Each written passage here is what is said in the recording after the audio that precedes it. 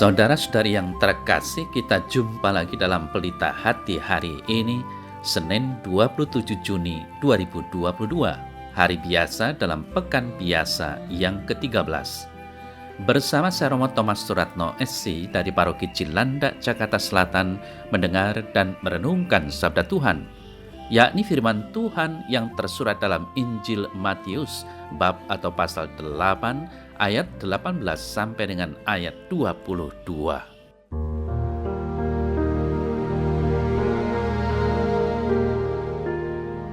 Pada suatu hari, banyak orang mengerumuni Yesus.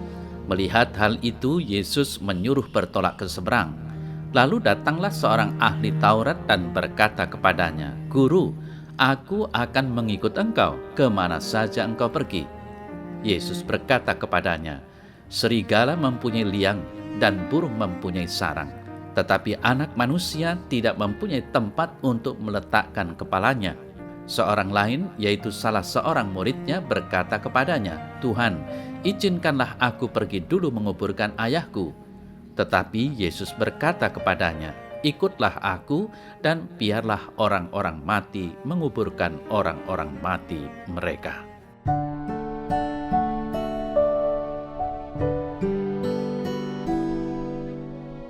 Saudara-saudari yang terkasih, keluarga adalah istana yang senantiasa menjanjikan kebahagiaan dan sukacita.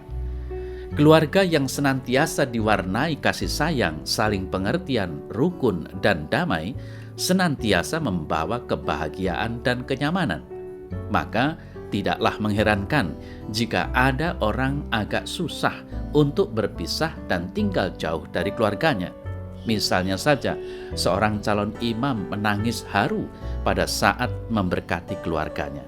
Seorang anak yang akan berpisah dari keluarga demi melanjutkan pendidikan di tempat yang jauh pun demikian.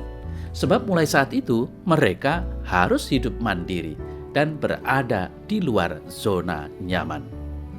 Saudara-saudari yang terkasih, Yesus meminta setiap pengikutnya untuk berani meninggalkan zona nyaman, hidup yang mau aman-aman saja, sebagaimana dialami di dalam hidup keluarga tadi. Yesus menuntut keberanian para pengikutnya untuk menjalani sebuah model hidup yang beda, yang penuh resiko, tantangan, dan penderitaan. Sebuah cara hidup yang berfokus pada pelayanan dengan meninggalkan berbagai kepentingan diri dan egoisme. Referensi utama menjalani gaya hidup seperti itu adalah Yesus sendiri. Dengan demikian, saudara-saudari yang terkasih, setiap pengikut Yesus hendaknya meninggalkan kepentingan dan urusan lain, bahkan keluarga sekalipun, jika ingin fokus pada cara hidup dan cara kerja pelayanan Yesus. Pilihan hidup itu terasa keras dan terbilang berat. Namun kesediaan para murid di masa lalu yang juga dihidupi oleh kaum terpanggil saat ini menjadi bukti bahwa cara hidup yang diminta Yesus bukan mustahil mampu dijalani asalkan kita memusatkan diri, berpasrah, dan menggantungkan hidup kita pada Yesus sendiri. Saudara-saudari yang terkasih, sadarilah bahwa menjadi murid Yesus merupakan sebuah panggilan. Artinya panggilan adalah Allah sendiri yang memanggil. Maka sifat dari panggilan itu tidaklah mengikat. Tidak semua orang mampu dan sanggup untuk menanggung konsekuensi kemuridan Kristen seperti ini. Rahmat baptisan adalah sungguh rahmat panggilan dari Allah sendiri, bukan karena pertama-tama kemauan sendiri. Allah senantiasa berperan dalam proses itu. Saudara-saudari yang terkasih, berefleksi dari warta Injil hari ini, menjadi murid Yesus berarti ia harus siap untuk tidak mempunyai jaminan tempat dan kenyamanan yang permanen. Artinya, dimanapun dan kapanpun ia dipanggil, seorang Kristen seharusnya mempunyai totalitas yang sama. Kepada para murid, Yesus tidak menjanjikan jaminan rumah dan kekayaan. Yesus tidak menjanjikan fasilitas pelayanan yang serba ada.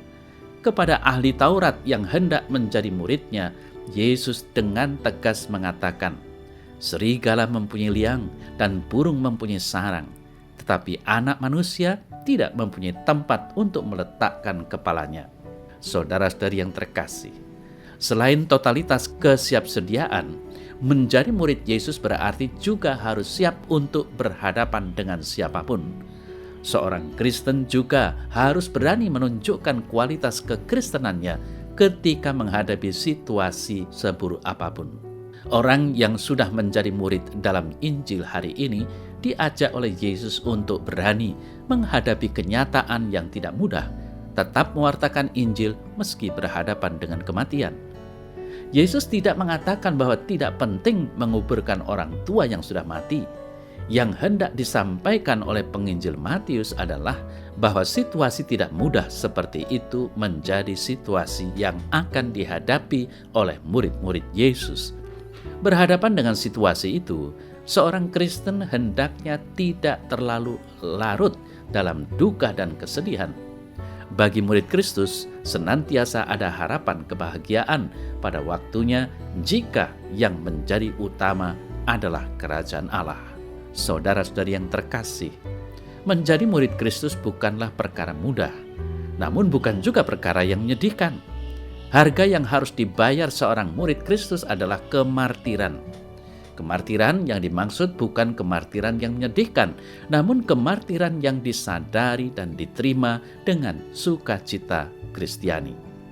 Saudara-saudari yang terkasih, kita sebagai murid zaman ini harus berani meninggalkan zona nyaman kita, dengan berani mengambil resiko dan siap menghadapi berbagai tantangan sebagai konsekuensi dari pilihan hidup kita sendiri. Di dalam dan bersama Tuhan, jika apa yang kita lakukan itu baik dan benar, pasti akan diberkati Tuhan dengan kelimpahan kasih dan rahmat-Nya.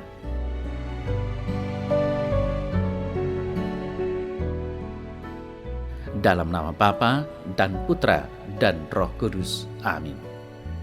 Ya Tuhan Allah, kuatkanlah aku untuk senantiasa siap sedia mengikuti jalan-Mu, sekalipun menghadapi banyak rintangan dan hambatan dalam menghayati panggilan hidup yang aku pilih. Curahkanlah roh kekuatan-Mu selalu dalam diriku. Amin. Semoga Allah yang Maha Kuasa memberkati saudara dalam nama Bapa dan Putra dan Roh Kudus. Amin.